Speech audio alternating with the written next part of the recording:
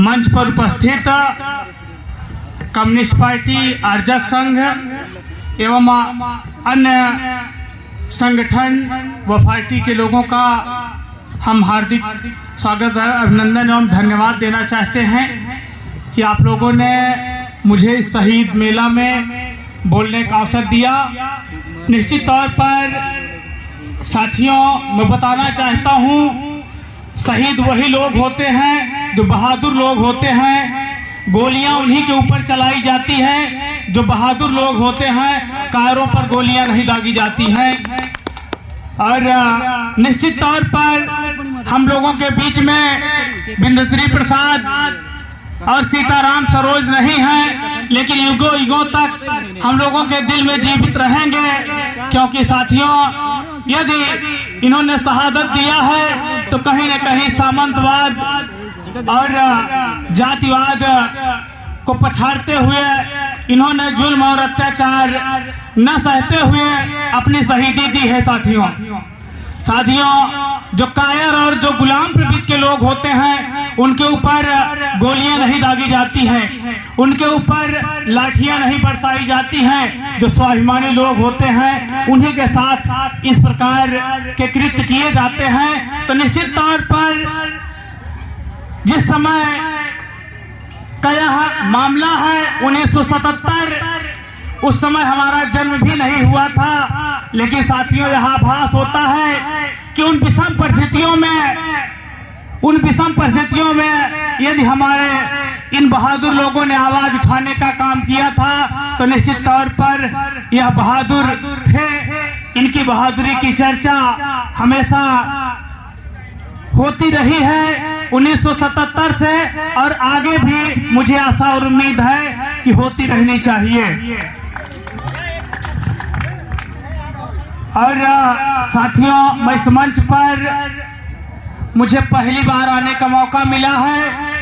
इस मंच पर हमारे अपरिचित चेहरे हैं, पर मुझे पूर्णतः विश्वास है कि यह लोग समाज के प्रति वफादार, ईमानदार और क्रांतिकारी लोग इकट्ठा हुए हैं, जिनके अंदर इस शहादत को जिन्होंने समझा कि हमारे लोगों ने क्यों शहादत दिया और उनकी शहादत व्यर्थ नहीं जानी चाहिए। और यदि आज यह मेला लग रहा है तो हमें वह शहादत याद दिलाता है कि हमारे लोगों ने घुटने नहीं टेके बल्कि गोली खाना पसंद किया। साथियों, इन शहीद वीरों को मैं अपनी तरफ से पुनः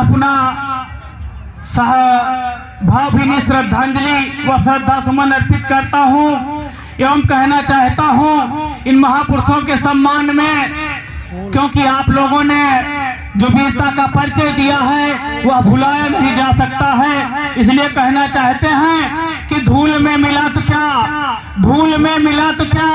फूल फिर भी फूल है, गमों से हार मानना जिंदगी की भूल है, पांव कट गए तो क्या, हौसले जवान है, इसी उम्मीद पर खड़े, जमीन आसमान है।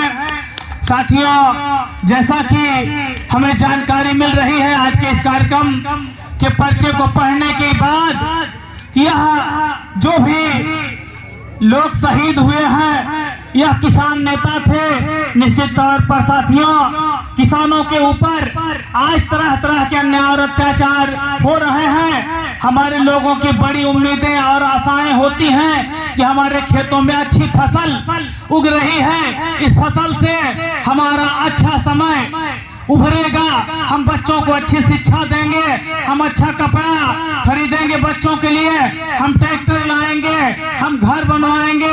लेकिन साथियों, हम आप लोगों को बताना चाहते हैं, आज हम लोग जो माचिस खरीदते हैं उसका रेट तो तय होता है।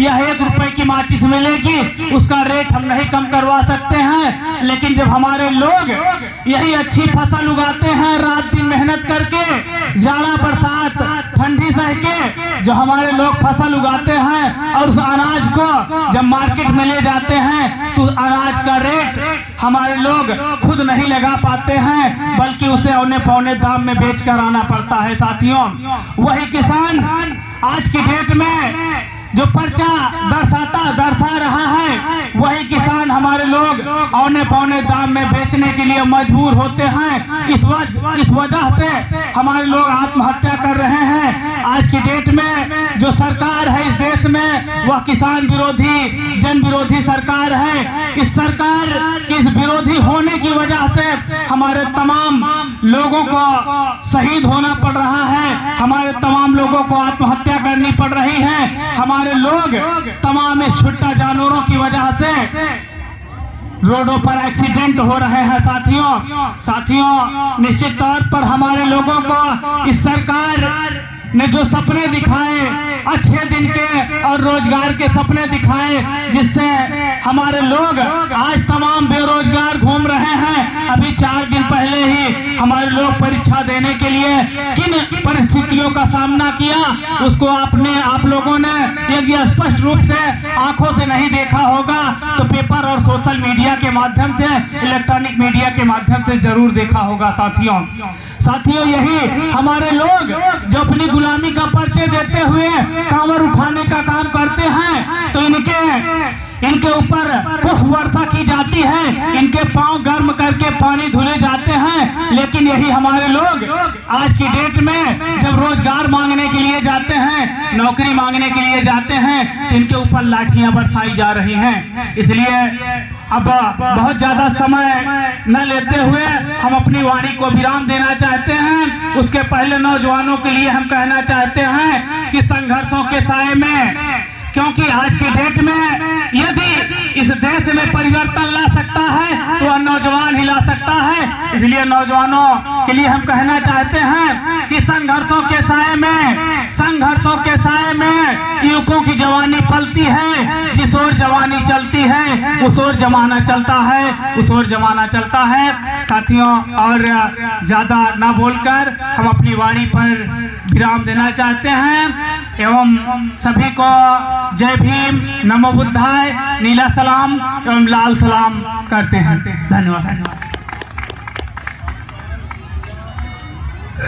धन्यवाद वीरेंद्र कुमार बिनपासी जी।